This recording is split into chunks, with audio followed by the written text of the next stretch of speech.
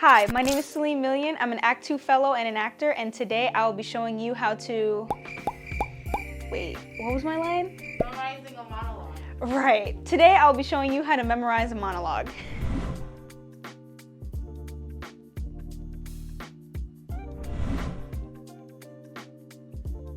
This is my monologue, and it looks pretty intimidating when I first got it.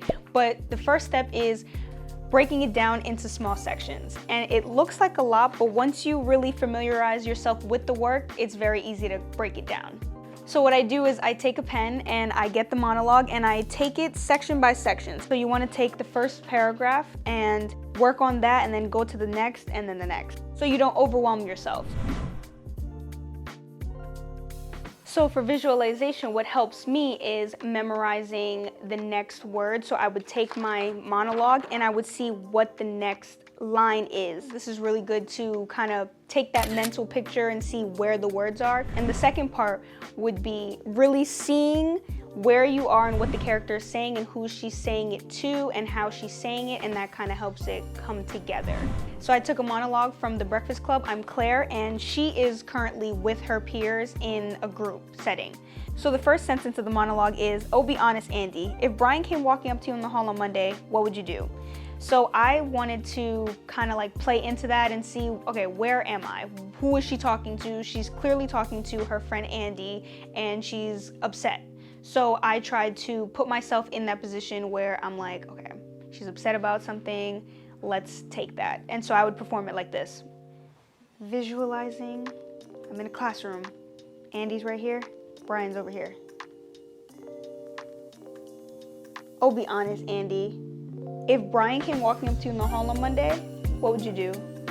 One of my favorite actors, Viola Davis, actually once said, "I like to memorize the context of the scene instead of the actual lines because it helps really place you in the monologue."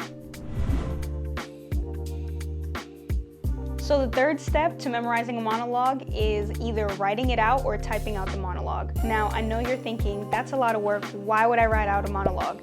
I think it's a beneficial tool because you're working on the monologue without speaking. So you're giving your mind a chance to kind of like put it all out on paper to see how much you really remember the monologue. This is especially important because it keeps the words fresh in your mind. For example, with my scene, I kind of place everything out and I get a piece of paper and I just start writing. Even if I make mistakes, the goal is just to write it full out and see how much you really remembered. And an alternative for people who don't like writing it out old school, you can get your phone and get the Notes app and just start typing it out. And you can do this pretty much anywhere. When you're on the train, when you're on the bus, when you're on the line at the supermarket. I think it's a really beneficial tool, especially if you don't really want to go through the efforts of getting a pen and paper out. So it's at your fingertips. The fourth step is reciting your monologue while moving around. This step is important because it helps your brain multitask while you're reciting the monologue, because I find often beginner actors, when they're memorizing their monologue sitting still, when they go out and they're performing the monologue, they tend to jumble up the words because you're used to just doing it and not having anything else going on in the background. So this really helps your brain multitask and remember easy and just have everything flow smoothly. Now this step is, I think, by far the most important step of every single thing I said in this video. And it is, wait for it, sleep. Yeah, I know, you're like, sleep? No, sleep. Your brain works on these connections while you're sleeping and moves everything that you just learned into your long-term memory bank. I feel like overworking yourself is not a good thing. So it's really important to take a step back from you studying and writing it out and reciting it outside and just rest. Take everything you've learned and go to bed so that you can be energized to work on it again the next day.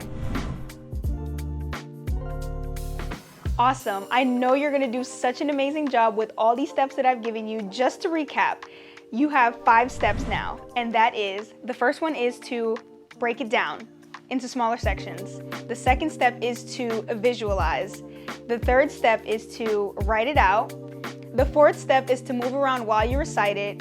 And the fifth and last step is to get some rest.